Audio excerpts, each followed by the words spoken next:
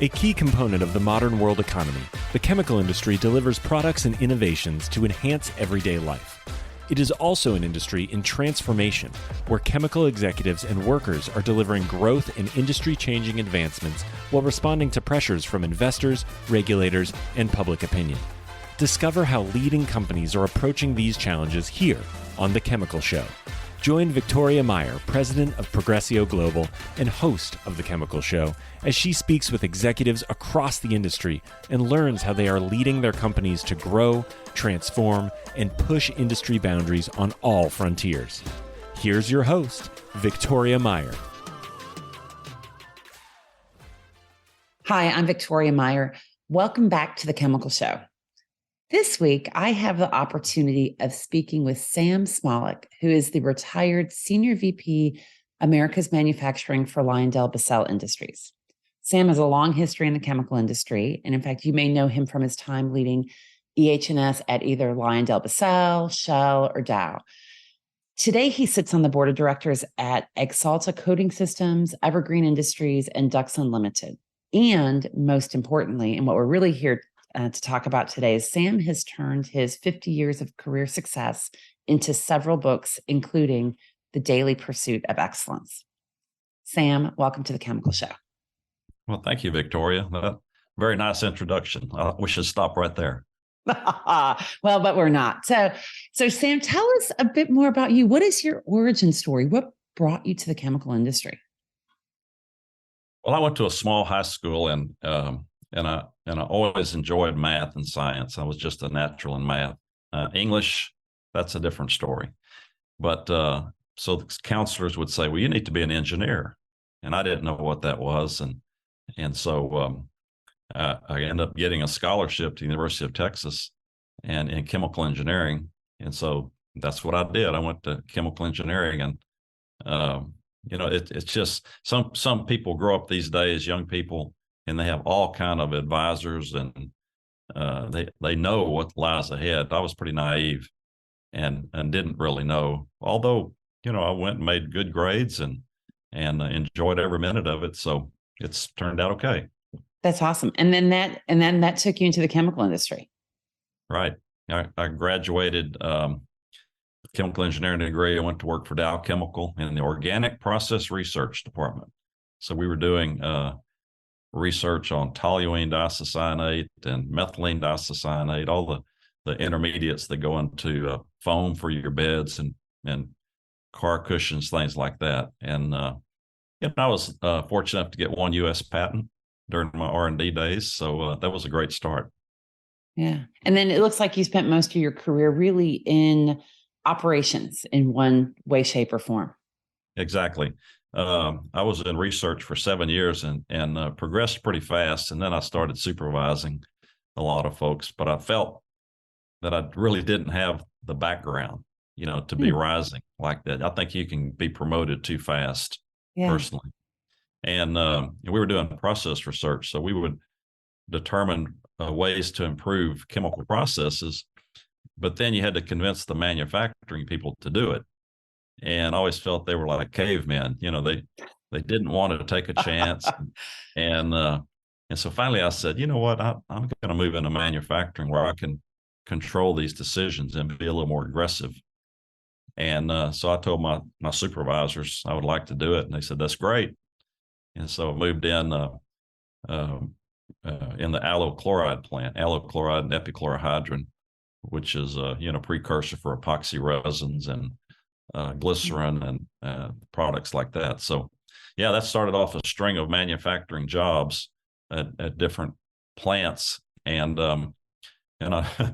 I developed a reputation for being able to go into a troubled plant and not only improve the technology, but motivate the people and build a team that was a winning team. And so I would do that. After 3 or 4 years, my reward would be to get sent to another bad plant. And which in the end, it was great learning experiences because, if you're in a manufacturing plant that just runs good all the time, it's not a challenge.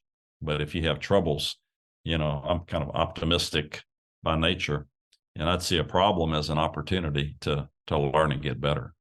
Yeah. And so it was a great career. That's awesome. So, what are some of the most powerful lessons you learned along the way? Well, you know, I learned that you can talk about a team improving performance, but a team is only as good as its weakest link. And so you very quickly find out it's all about people Yeah, and being able to hire the right people, to train them, to motivate them, to set very clear expectations and hold them accountable.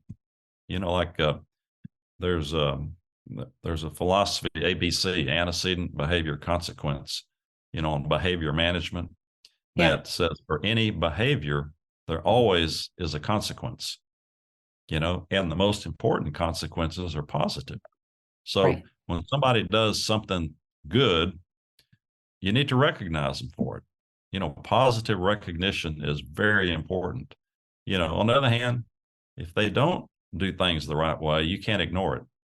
And so I just learned very early on that you have to have the right people, make sure they have the right skills, and and then and most people will rise to the expectations. They just had poor leadership in the past, and they just needed somebody to really set them forward. You see that in football or sports. You'll have a group of people that have a mediocre team, and you get a new coach comes in, and with the same people, they excel. And I remember Vince Lombardi. They would talk about him, the famous NFL coach. They say he can beat you with his team, and he can beat you with your team. And so that's Yeah, the way I always felt about it.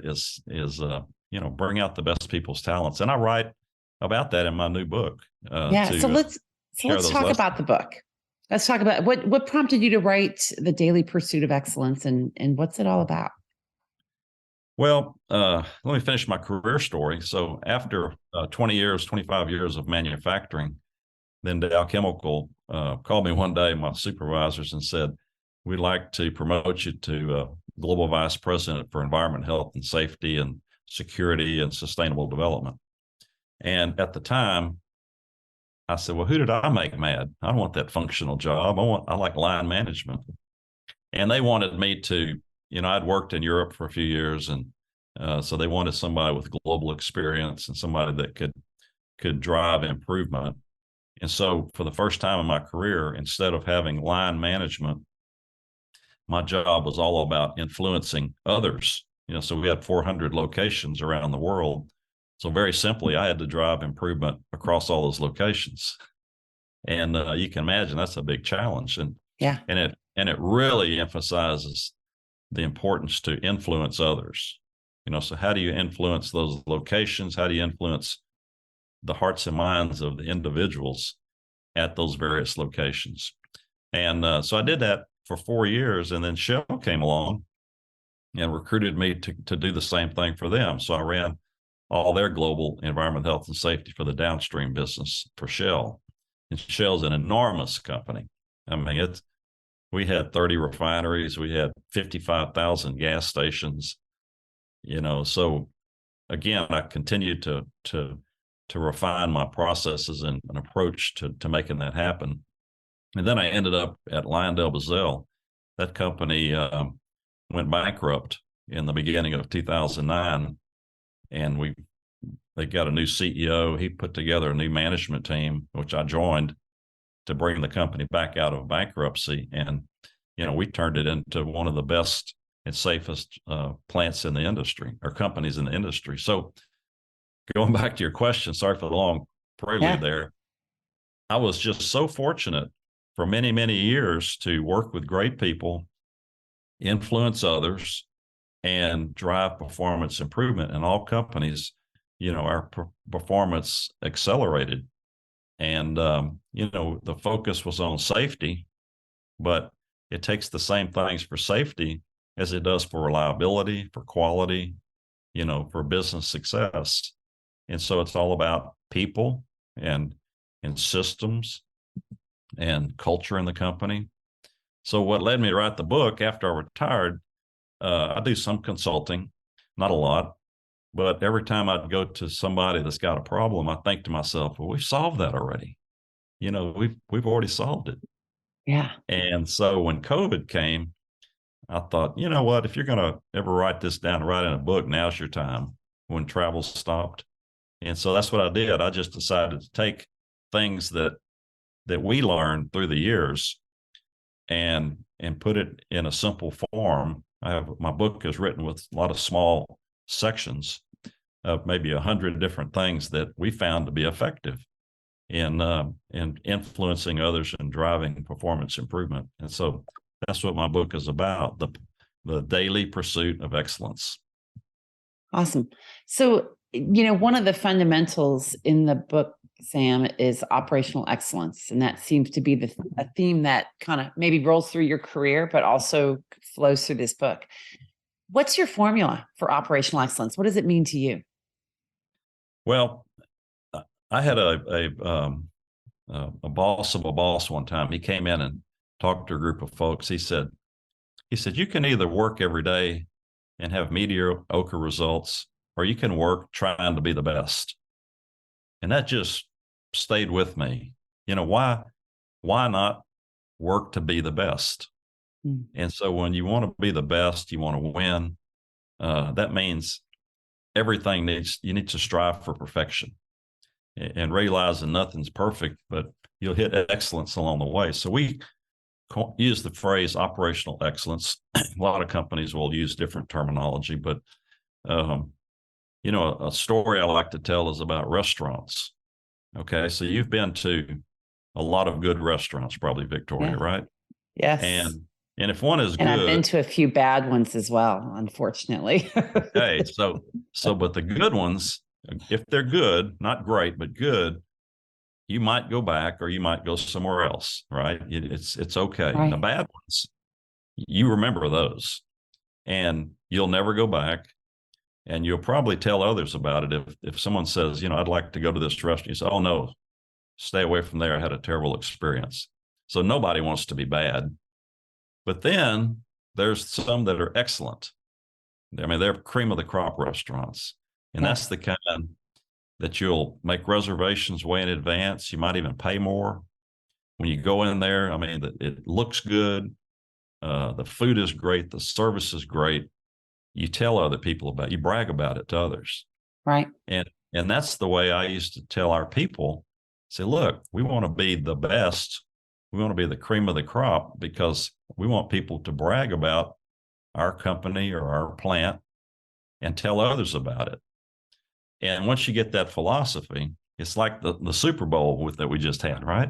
Yeah. You have two teams that are cream of the crop, right? And they didn't get there by being good. They got there by being excellent.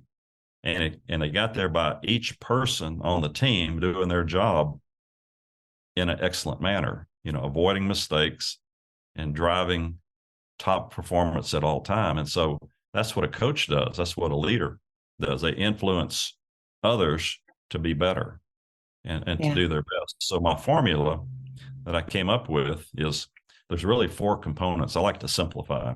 So if you want to achieve excellence, everybody knows it begins with leadership. Okay. And we can talk about leadership all day long, but people do the work. So you have to have the right people doing the right thing at all times and always giving the best effort. Like if you go into a hotel, you can tell where the people come up to you. They want to take care of every detail, or they're sitting over there. They don't care. I mean, it's obvious. Yeah. So leadership, definitely. people, but systems, you have the winning teams, winning companies have a good management system, and not just one that's on the books that nobody looks at, but one that is usable. The standards, the processes are simple, and people follow it because it eliminates variation. So you get your system right. And then finally, culture. Culture is do people follow the system? Do people live it? Do they meet your expectations every day? And so a good management technique is if you get your system right, which is how work is supposed to be done, and then get your culture right, which is how work is actually done, then you can focus on leadership and people. But a lot of companies, they blow past the basics. They have an aspiration that, inspire. They want to be a certain way, but they don't have the capability to get it. And they wonder, why don't we deliver the right kind of results?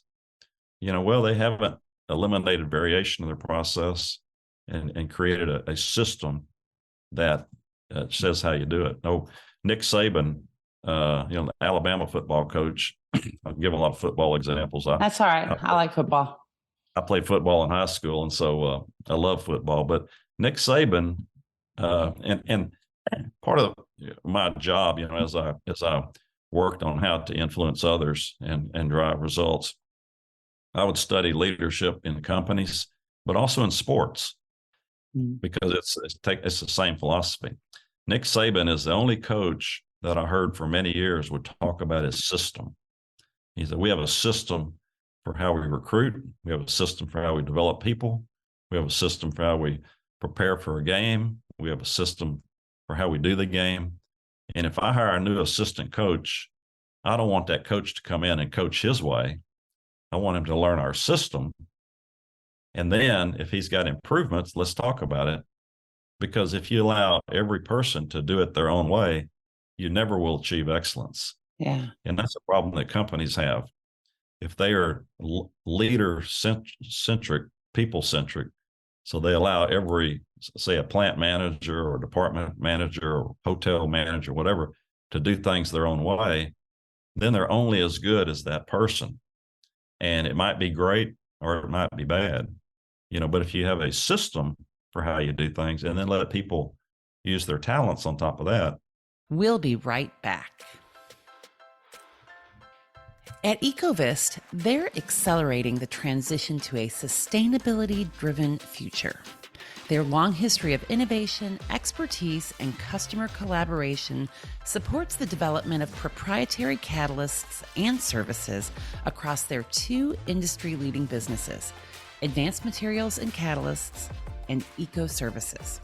Advanced Materials and Catalysts is a leader in proprietary and customized technologies for polymers, cleaner fuels, emissions control, and circularity. Eco Services is the largest North American recycler of spent sulfuric acid. Ecovist, your catalyst for positive change. You have a chance to be an outstanding. Yeah, I agree. And I do think having the systems is so critical. And I see the same thing. A lot of times it's surprising, the businesses that don't have systems. And I think sometimes people get confused because they'll say, oh, well, you're being too process centric, right? And there's a difference between being process heavy and being system true, right? The whole aspect of repeatability and consistency is critical, right? We know that when you think about it in the chemical industry, we know it because we want our products to be consistent every time, but we want our business practices and our business processes and the systems to be consistent and make it easier. Fewer decisions, you just know what happens, et cetera. Absolutely. Well, another philosophy throughout the book is simplicity. Yeah. And I'm a very strong believer in that. And if you talk about the word system, people interpret that in many different ways. Some people might think, well, God, that's a bureaucracy. Everybody has to do everything the same way. And that is totally not my message. I believe in the 80-20 rule, to standardize on the critical things that are important, but leave 80-90% for people to use their flexibility. So when I talk about a system, I'll give you an example. At Shell, yeah, do that. When I got to Shell, we had 22,000 trucks on the road every day, delivering jet fuel, gasoline to all our stations and airports and all that. 22,000. So you can imagine, when I joined, there were a lot of traffic incidents, a lot of injuries, a lot of fatalities. I mean, it was incredible. And so I started, and even personal cars, salespeople, whatever, would have accidents. So I said, do we have a safe driving standard? Well, we didn't. So I commissioned a few people to go develop a safe driving standard. Well, they brought it back to me. It was 56 pages. Talked about the kind of tires. That's kind of hard to follow. Well, I said, who's going to read this? Nobody will read this. This is ineffective. And so I said, make it shorter. So they brought it back, and it had about 30 pages. I said, no, no, it's got to be. I want just a few, some things people will remember. And then this one guy said, Sam, you want the 10 Commandments, not the Bible. And I said, hey, you got it.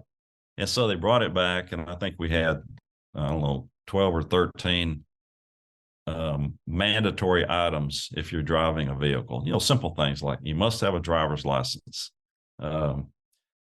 Pre-plan your trip.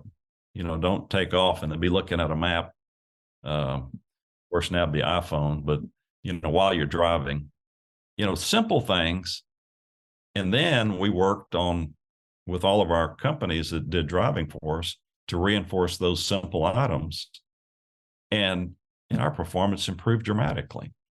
And so your system needs to be practical. It needs to be something people want because it helps them. And if people say it's too bureaucratic, reduce it. And there's some sections in my book that give specific examples about how to simplify a system, how to simplify a standard or a work process, and even how you write it. There's something called the flesh factor that simplifies reading material. In other words, is it USA Today type of reading, or is it Harvard Business Review reading, or is it an IRS document complexity? There's ways to measure that. So we taught all of our standard writers and process writers how to write in a very clear and simple manner. Yeah. And Sam, you and I overlapped at Shell for a period of time, although we didn't work together and didn't know each other at that time. But I do recall even just, being able to distill something down to one page, simple picture, simple words. It makes it easy to understand. It makes it easy to share, et cetera. So there's a lot to be said for that. Yeah. So I'm going to turn a little bit. You've worked at several leading companies in the industry, Shell, Dow, LyondellBasell.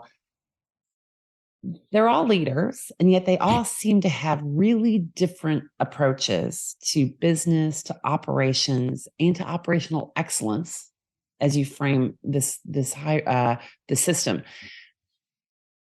How do you differentiate or distinguish their approaches? How do you characterize this in terms of similarities and differences, and what makes them who they are?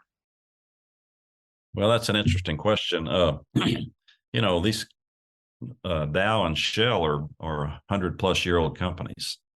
And so, you establish a culture over the years of who you are. So when I joined Dow, they had a very, very strong safety culture, process safety culture to eliminate incidents. And I learned a whole lot working at Dow. I would put from a manufacturing point of view, I'd put Dow up against anybody. When I went to Shell, Shell had a different history. It was a joint venture, Royal Dutch Shell. You remember that? Yeah. It was a joint venture until 2005, and they had a committee of managing directors. They didn't have a CEO, and so they did just the opposite of what I'm talking about. It was called the Royal Dutch Shell Group of Companies. There were like 2,000 subsidiaries, and so they would hire good people to go run these different subsidiaries. And it gets back to what I was saying. You're only as good as the people you put in place. And I think that system served Shell very well for the first 80 or 90 years. But in the 90s and the early 2000s, by the time internet came around and the world became, communication was much easier, Shell got left behind because these companies that were standardizing on a global basis were starting to take the lead. And Shell got in a big trouble in 2003 by not classifying reserves consistently. The SEC came after them. The CEO got fired. The stock took a big hit. So in 2004, yeah, I remember those times. Yeah, it was really sad for the people at Shell. So I hired on in 2004. What they were doing was hiring people like myself to come in and build a global function to drive consistency. and how things were done. So that was a different experience for me. And then LyondellBasell had just become a company. They had two companies merge just before they went bankrupt. And so there, we didn't really have a historical culture. There were two cultures that hadn't come together yet. And so it's perfect because I could come in together with our leadership, and we created a culture that was in our own image. And Yeah. it was fantastic. And I put LyondellBasell now as the leader, one of the leaders in the industry. Yeah, interesting. Well, and I think this maybe becomes the subject of a completely different podcast. But I think when you talk about companies being leader led versus system led, I think for many years, LyondellBasell was really leader led, and so its behaviors were in many ways influenced by the leaders in charge at the time that may have evolved. And I think that's, I guess, to be determined as they've got, a new CEO recently here in the past year.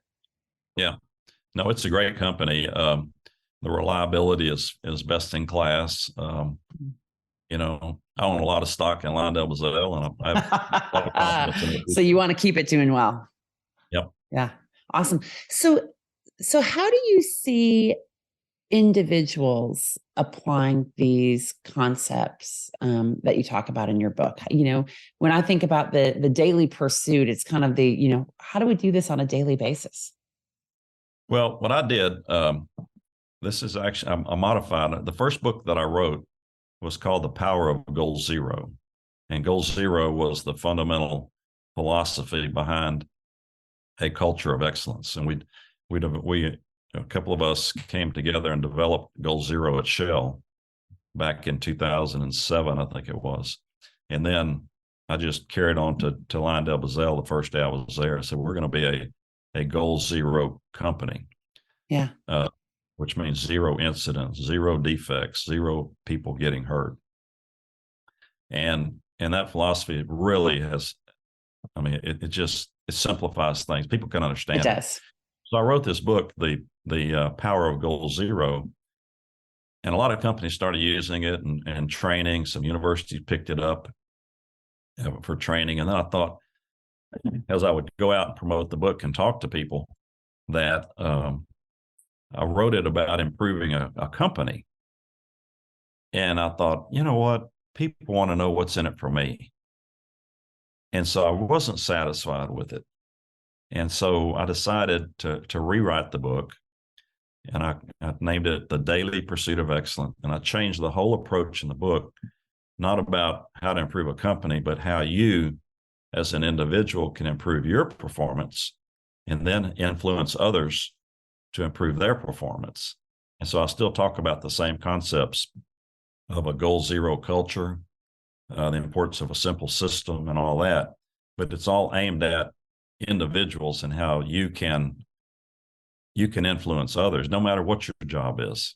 I tell one story in there about this.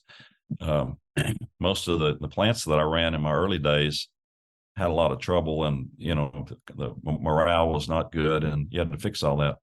Well, I went to one plant, vinyl chloride plant. It was Unit 1 in our Oyster Creek division, and immediately I was amazed by the technicians on the front line.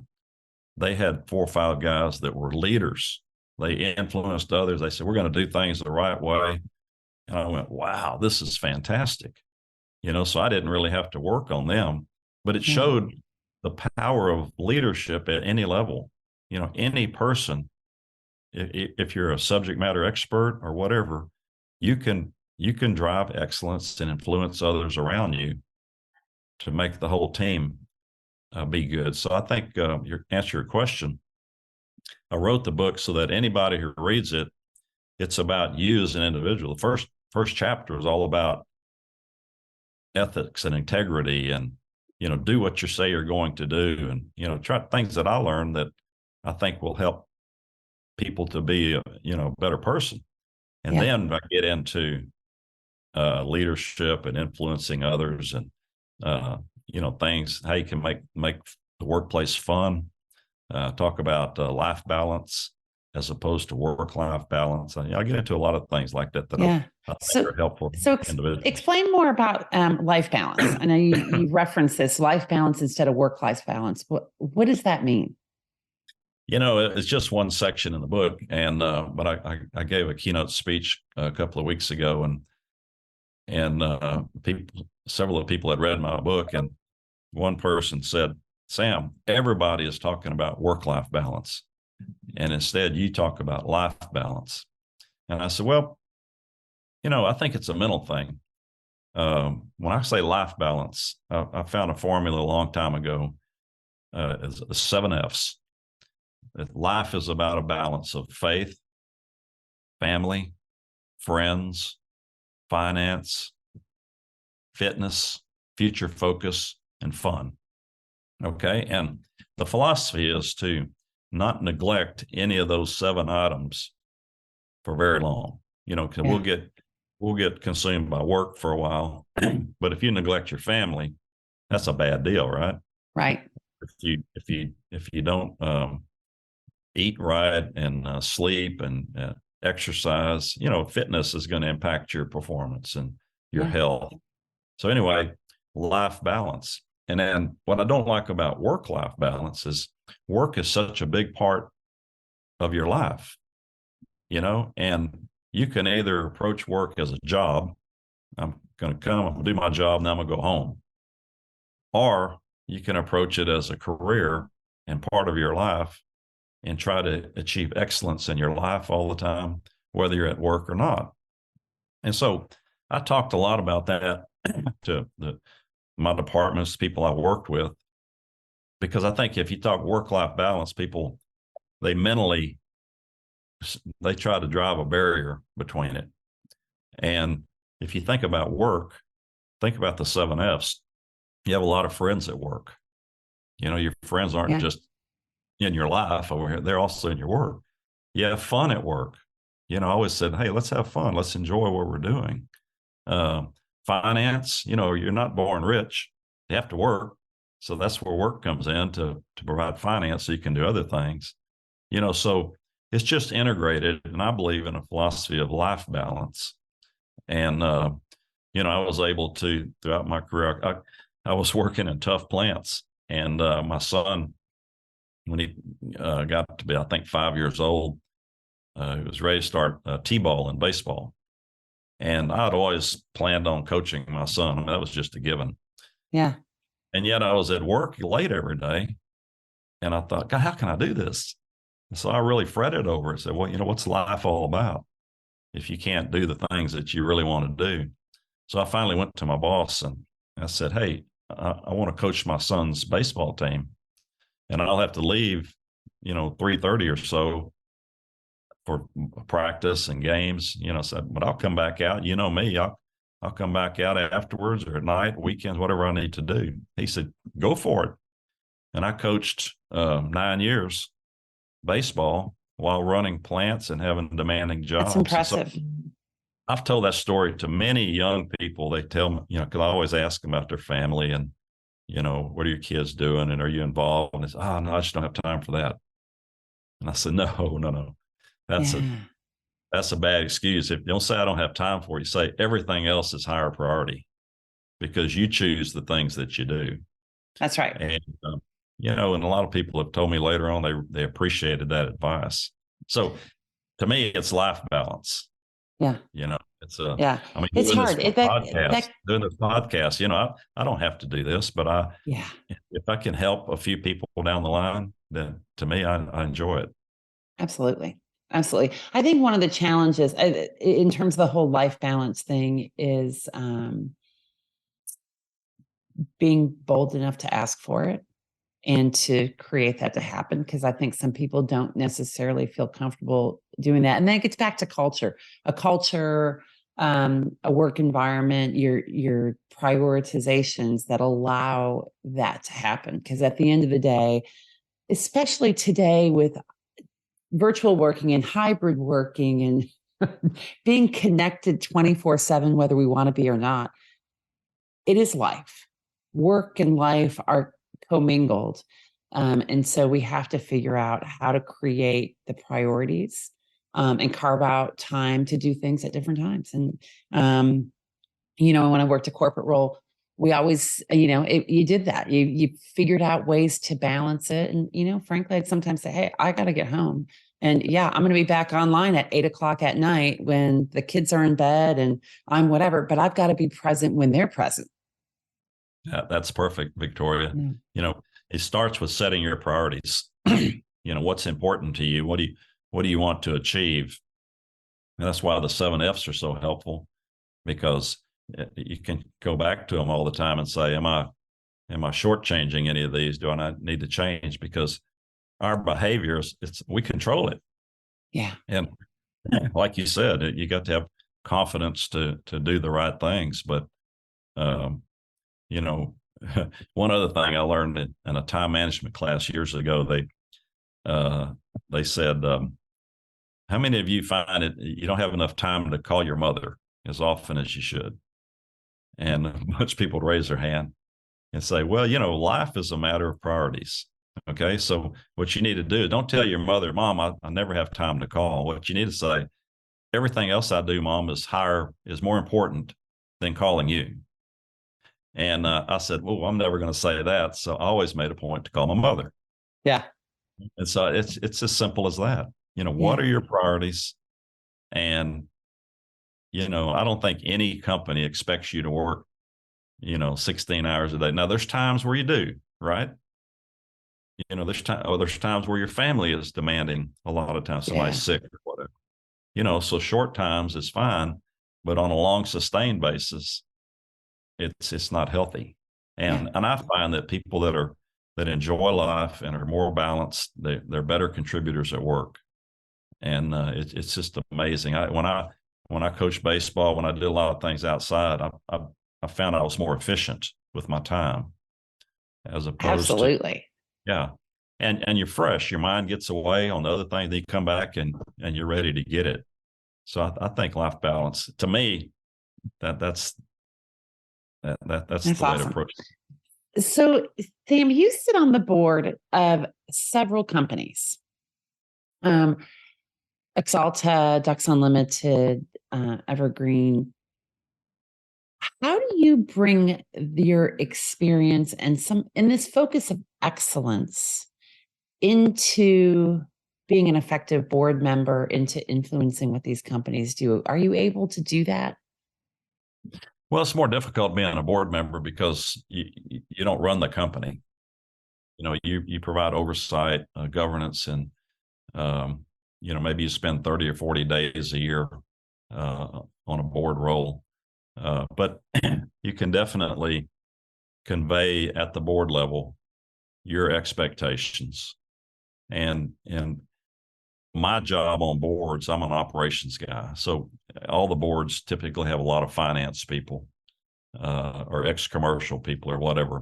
Yeah. And so I don't pretend to be the subject matter expert there, but I can go head to head with anybody when it comes to safety and operations and operational excellence. And so what I do is I put out an expectation of excellence in how we manage the company. And I like to begin with safety, because everybody understands the importance of safety. And if you get safety right, then other things start to be right. Because if someone is working hard to prevent injury or prevent an incident from happening, then they're more likely to not make errors on other things that affect reliability or quality of the product. And so I expect our safety statistics to be best in class. And, because leaders set the tone at the top is so important. And so that's a role the board can have. And you have a lot of influence over the CEO and top management in companies. And hopefully they get the message and you're aligned. And when you're aligned, it's a beautiful thing. Yeah, absolutely. Sam, this has been really good. So I'm going to close with one question for you. If there was just one key takeaway, if somebody did just one thing based on after reading your book, what would it be? Uh, That's well, hard. You got 100 nuggets in there, and I'm making you boil it down to one. But yeah. well, when I read a book, if I take away one or two good tips, I feel it was worthwhile. And I guarantee anybody who reads my book, The Daily Pursuit of Excellence, if they don't come away with a bunch of tips, they need to contact me. I'll give them their money back, because there's so much in there that either you didn't know or you forgot. And so, I think to summarize, anything that you do, you should try to be best in class. It makes no sense to just be good. Be excellent, be the best. Housekeeping is critically important. Little things, because if you are, you have a chance of winning, and everybody likes to be on a winning team. And so try to be a winner, try to be, cream of the crop. And that's motivating for your people. It helps in recruiting others. I mean, it's just so many good things associated with it. Yeah. And, and things don't always go great. So when things are bad, you learn from it and you get better, so that would be I guess I would sum up the book is strive for excellence. That's why I call it the daily pursuit of excellence. It takes every day and every small detail has to be right if you're going to achieve excellence. Awesome. Sam, thank you so much. Thanks for sharing the book and your insights with us. Thanks for being part of the podcast. And we will make sure there's a link for people to buy the book. Good. I appreciate that. So that they can read that. And thank you for joining us today on the Chemical Show. Been fun. Absolutely. And thanks everyone for listening. We'll be back next week with another great episode just for you. Thanks. We've come to the end of today's podcast. We hope you enjoyed your time with us and want to learn more. Simply visit thechemicalshow.com for additional information and helpful resources. Join us again next time here on The Chemical Show with Victoria Meyer.